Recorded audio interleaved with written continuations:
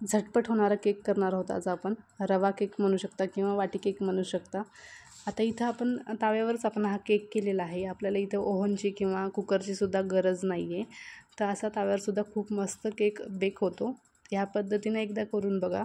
एकदम सोपी रेसिपी आहे आणि चवीला इतका मस्त झाला होता ना, खरंच एकदा नक्की करून बघा. रेसिपी पण खूप सोपी आहे, जास्त साहित्य पण लागत नाही, घरच्या साहित्यापासून बनून तयार होते. चला तर पटकन रेसिपीला सुरुवात करूया. हॅलो, प्रतिभा किचनमध्ये स्वागत आहे. तर आज आपण रवा केक करणार आहोत. इथं 1 कप रवा घेतला आहे. रवा कधी पण चाळूनच यूज करायचा, कारण रवा थोडंसं आळ्या वगैरे असू शकतात, तर रवा चाळून घ्यायचा आहे. इथं अर्धी वाटी साखर घेतली आहे. साखरेमध्ये चहा पावडर थोडंसं पडला होता, तर ठीक आहे, ते चहा पावडर आहे, दुसरा काही कचरा वगैरे नाही आहे. तर अर्धी वाटी साखर घेतली आहे. 1 वाटी रव्यासाठी अर्धी वाटी साखर हे परफेक्ट मेजरमेंट आहे. तर आता हे आपल्याला मिक्सरमधून बारीक एकदम फिरून घ्यायचं आहे. ही पावडर ना हाताला अशी लागली पाहिजे, असं इतकं बारीक आपल्याला फिरून घ्यायचं आहे. रवा तुमच्याकडे कोणताही जाडा रवा असला तरीही चालेल, कारण आपण मिक्सरमधून एकदम बारीक फिरूनच घेणार आहोत. तर आता हे रवा आणि साखर एका बाउलमध्ये आपण काढून घेऊया. हा केक ना लगेच संपला. माझ्या मुलांना इतका केक आवडला होता ना, आणि केक बनवतोयच ना, इतका वास येत होता ना घरामध्ये केकचा. खूप मस्त केक झाला होता. खरंच एकदा करून बघा. 1 टीस्पून याच्यामध्ये आपल्याला बेकिंग पावडर टाकायचं आहे आणि अर्धा टीस्पून बेकिंग सोडा टाकायचा आहे. चाळूनच टाकायचा आहे.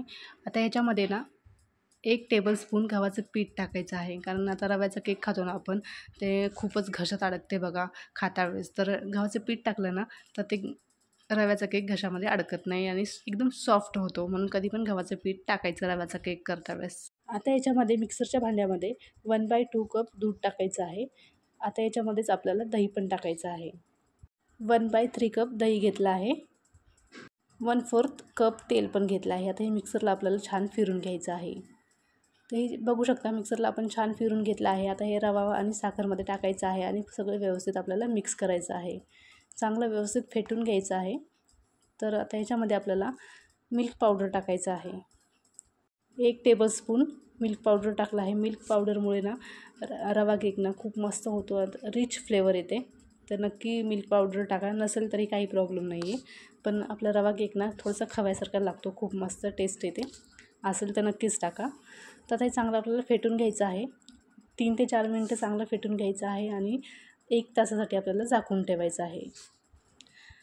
आता तावा छान आपल्याला गरम करून घ्यायचा आहे. आपण ताव्यावर हे वाटी केक करणार आहोत. जर तुमच्याकडे तावा म्हणजे तावा तर सगळीकडेच असते, जर तुम्हाला ताव्यावर करायचं नसेल तर तुम्ही कुकरमध्ये सुद्धा करू शकता किंवा कढईमध्ये सुद्धा करू शकता. तर इथे मी 3 वाट्या घेतल्या आहेत. वाट्याला छान तेल लावून घेतलं आहे. त्याच्यामध्ये बटर पेपर पण टाकलं आहे.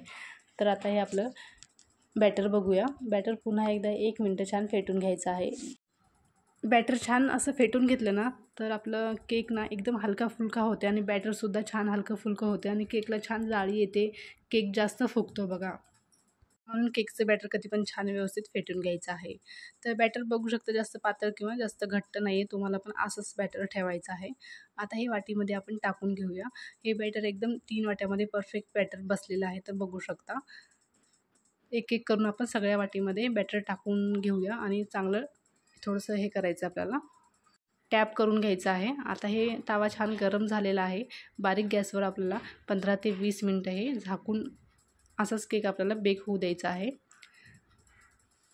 पहिल्यांदा मला थोडेसे बदाम टाकायचे होते, म्हणून फक्त 1 मिनटासाठी मी ते झाकून ठेवलं आहे. जर बदाम आत्ताच टाकले ना, किंवा तुम्ही चॉको चिप्ससुद्धा टाकू शकता. जर लगेच टाकले ना बदाम किंवा चॉको चिप्स, ते आतमध्ये जातात. थोडंसं बेक झाल्यावर 1 मिनिटाने आपल्याला याच्यावर छान बदाम टाकायचे आहेत. बदाम खायला खूप मस्त लागतात त्याच्यावरचे. तर आता हे मस्त टाकून झालेले आहेत. तर आता आपण याला झाकून ठेवूया. 15 ते 20 मिनटं झाकून ठेवायचं आहे. जर कधी तावा तुमचा पातळ किंवा जाड असेल ना, जाड असला तर खूप वेळ लागतो आणि पातळ तावा असेल तर 15 ते 20 मिनटात केक बेक होतो. तर केक आपला तयार आहे. बघू शकता, माझ्या मुलांना खूप गडबड सुटली होती खायची. तर खूप मस्त झाला होता. नक्की ट्राय करा. रेसिपी कशी वाटली नक्की सांगा. Okay, bye.